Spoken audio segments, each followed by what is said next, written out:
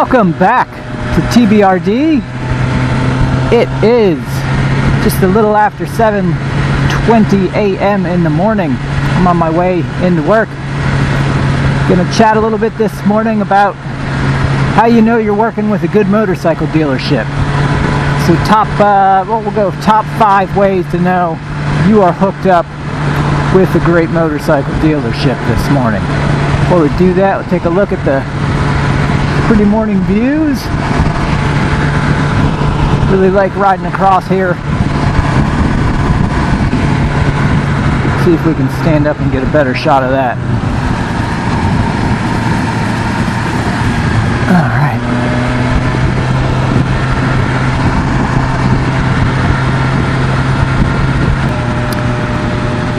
Number one. So the first way to know you're working with a great dealership is they treat everybody who comes through that door like they're going to be the next customer to spend money in that dealership. Whether it's buying a bike, buying an accessory, a part, doesn't matter. Everybody who walks through that door, young, old, male, female, they treat like they're going to be spending their discretionary money at their dealership. This is especially true for women. I have a friend who was looking to buy a vehicle, went into a dealership, they would not give her the time of day. There is absolutely no reason for this. Last time I checked, everybody's money spends the same way, and everybody who comes through the front door definitely deserves to be treated with their due respect. So, say this with me, dealership personnel. Motorcycles are not necessities, and neither are their accessories. People work really hard for their money, and if they're going to spend it, they deserve to be treated with the due respect when they come into a dealership. So the first thing you're going to notice if you're working with a good dealership is not just you, but they treat everybody who comes through that door with the due respect that they deserve. Number two. The second way you're going to know that you're working with a good dealership is that they are knowledgeable and they are attentive. Let's start there. I use the word attentive because when I go into a dealership and I'm looking to purchase really anything, vehicle, accessory, a part, I want those sales personnel to be attentive to my needs. But I use the word attentive because I kind of group sales personnel into 3 categories. The first is the hard to get category. I'll talk a little bit more about that. But the hard to get salesperson, it pretty much can't be bothered by you. It's like I'm seeking them out. Really, it should not be that way. The second type of person is the close the deal person. This person is overly pushy and everything is about just getting something sold. They're not really attentive to your needs. They're not really listening to you. All they care about is trying to close the deal. The third type of salesperson, and this is the one that we're all looking for, I'm going to call them the Goldilocks salesperson. This is the person who's just right. They're going to make sure that they're listening to you, that you're not just sitting there. They're attentive to your needs, but they're also going to give you the time and the space that you need, especially if you're looking to purchase a motorcycle. We all know that we want a little bit of time with those vehicles, whether that's to sit on them, look them over, just to ourselves to kind of process things. And this salesperson, this Goldilocks salesperson, understands that. They're there to answer your questions, but they're also going to give you an appropriate amount of space. I mentioned too in this that our sales personnel are knowledgeable, and that is critical.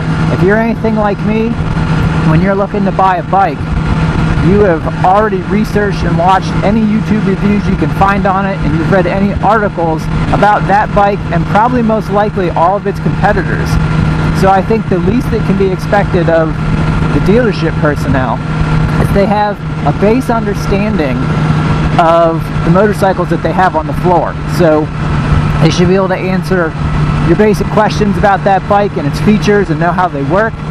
And at a minimum, they should be able to operate the onboard computer or TFT system to somewhat of a reasonable level to at least be able to go through and show you the features. Too many times I've been at dealerships and this is not the case. You know, it's understandable if someone doesn't know everything about every particular bike, but if you're selling the equipment, I think you should be able to answer the basic questions on that machine.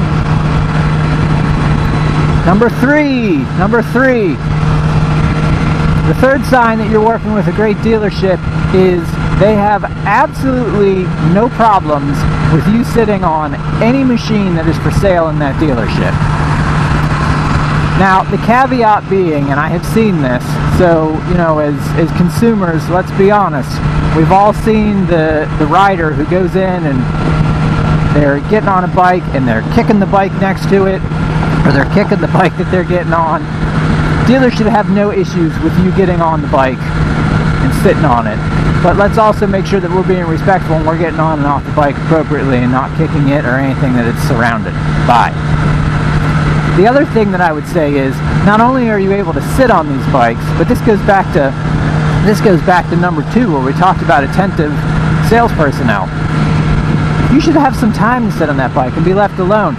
Kind of drives me nuts when I pull out a bike, I hop on it, I take a seat, and I no sooner get my right foot on the foot peg and the salesperson's saying, yeah, so how does it feel?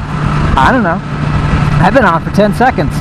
My derriere hasn't even had a chance to really settle in the seat and see how that feels. So give us a little space. And that Goldilocks salesperson, they're going to understand that, and they're going to do that for you. The other sign that goes along with this number 3 point that you're working with a good dealership is that they've got a lot of machines that you can take out and ride. So a lot of demos are available of bikes that you can test drive. You know, it's elusive sometimes, and it's a hard fact that we don't always get to ride the machines that we want to buy. It's just a reality. I wish that weren't the case, but you know you're working with a great dealership when they've got a lot of demo machines, or they don't have an issue with you taking a bike out that you're serious about buying. Alright, number 4. The fourth way to tell that you are working with a good dealership is that during the sales process, the sales personnel either is able to answer all of your service questions and service related questions, or at some point during that time they introduce you to the service manager. And this is critically important, and here's why. I'm going to be talking next time about how to buy a new motorcycle from a dealership and things that you must do. So we'll get into that in the next video. But what I would say about this is a good dealership is going to make sure that they can answer all of your maintenance questions. And this is huge, because if you think about it, after you buy a motorcycle, pretty much you're going to be dealing with the back part of the house, right? Anytime you go in there, unless you're looking to buy an accessory, you're going to be working with the service department. So at some point, a good dealership is going to make sure that you have all those questions answered about service and service intervals and what the cost of those intervals are and appointments, or they're going to introduce you to somebody in the service department who can answer those questions for you. Always a good sign when they do this, and it's definitely something you want to be on the lookout for. Alright, number 5. The 5th way to know you're working with a good dealership is they understand that this is about having fun. And that doesn't mean just riding the bikes. That means shopping for the bikes, purchasing the bikes, and even coming back to the dealership for service. A really good dealership is going to understand, like I said at the beginning, bikes aren't necessities. As much as we love them, they're really not an item that we have to have. So the whole experience should be fun, and a good dealership is going to understand that from top to bottom.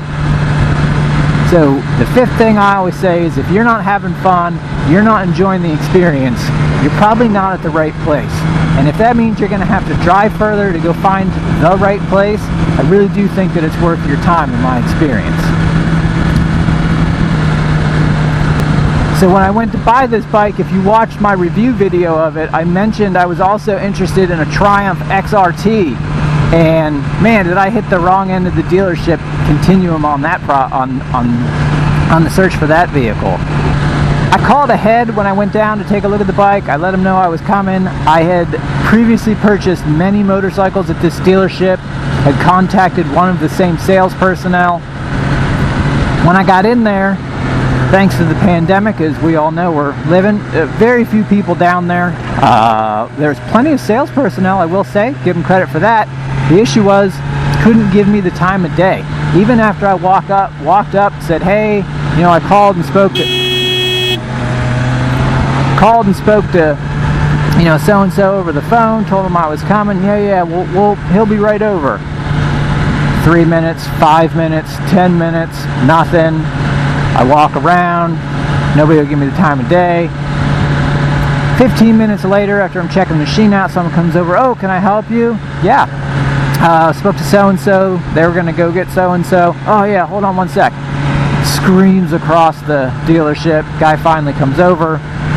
Can't answer any of my questions. Definitely not allowed to take the bike out. I asked, all right, no problem. Can we at least, you know, get the fob so we can fire or turn on the TFT? Take a close look at that. No, there's no battery in the bike. I'm not gonna go put one in either.